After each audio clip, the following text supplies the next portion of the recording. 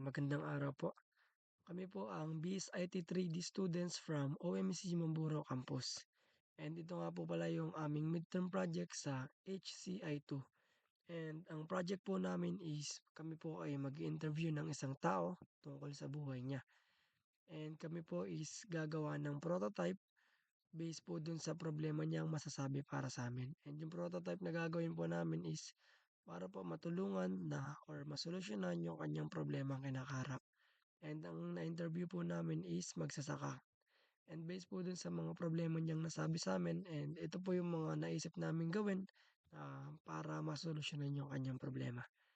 So meron po kami ditong farm guide na income tracker and equipment rental. Ito yung pinaka-home screen ng aming prototype po. Meron po tayong farm guide then click lang po natin yung farm guide. Then sa farm guide po is makikita natin yung select crop, yung picture, tsaka yung medyo yung konting quote po dito sa baba na nagsasabi, "Ang pagsasaka ay hindi lamang trabaho, ito ay isang paraan ng pamumuhay." So kung tayo po is baguhan sa pagsasaka at hindi alam yung mga dapat gawin, so ito po is para sa inyo yung farm guide po. Click lang po natin 'tong select crop para makapili po tayo kung ano yung ating itatanim. Meron po tayong rice, corn, tsaka onion. So click po natin yung rice dito. So, ito po yung sa rice.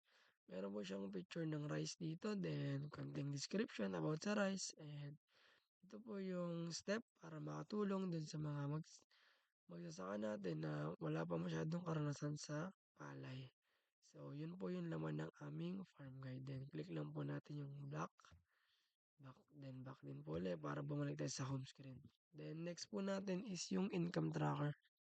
So, based nga po dun sa na-interview namin is lagi daw po siyang nalulugi kasi hindi niya alam kung saan niya kinagastos yung kanyang kita.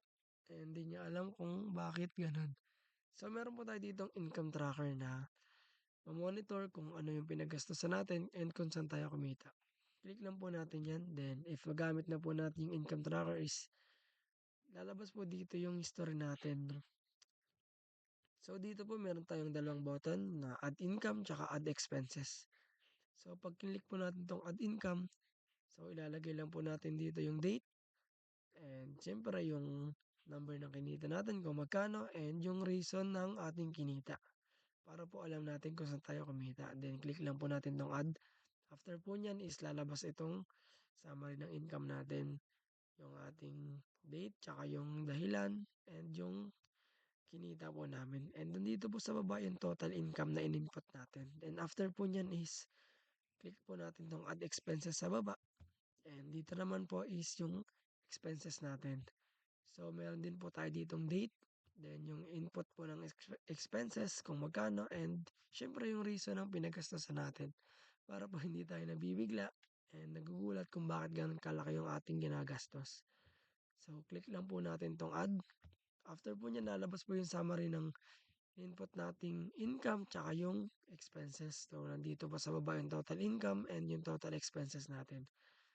Then para makita pa natin kung talagang may kinita po tayo sa ating sakahan, click lang po natin 'tong compute profit.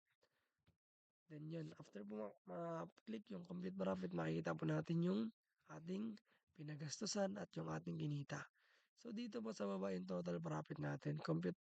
So na-compute na po kung magkano talaga yung total na kinita natin based dun sa ating pinagastusan at dun sa ating kinita. Then 'yun po yung laman ng aming income tracker.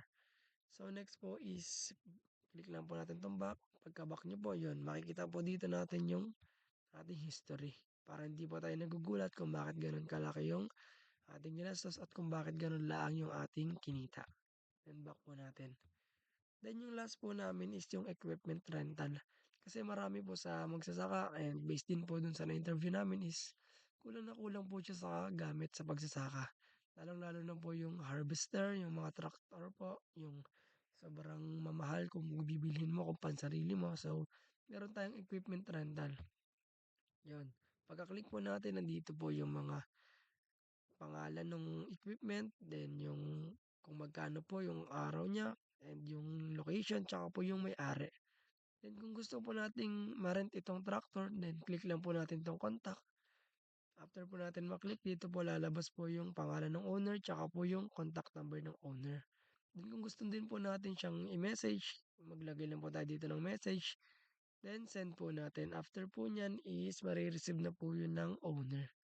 And puwede din po natin siyang tawagan para mas makausap natin siya ng maayos. And back lang po natin or cancel kung wala na po. Puwede po natin click itong cancel. Then after po niyan kung tayo naman po yung gustong magpa-rent, puwede po natin 'tong i-click yung add equipment sa baba. Mayroon po siya ditong plus button, click lang po natin. Then ito po yung laman niya.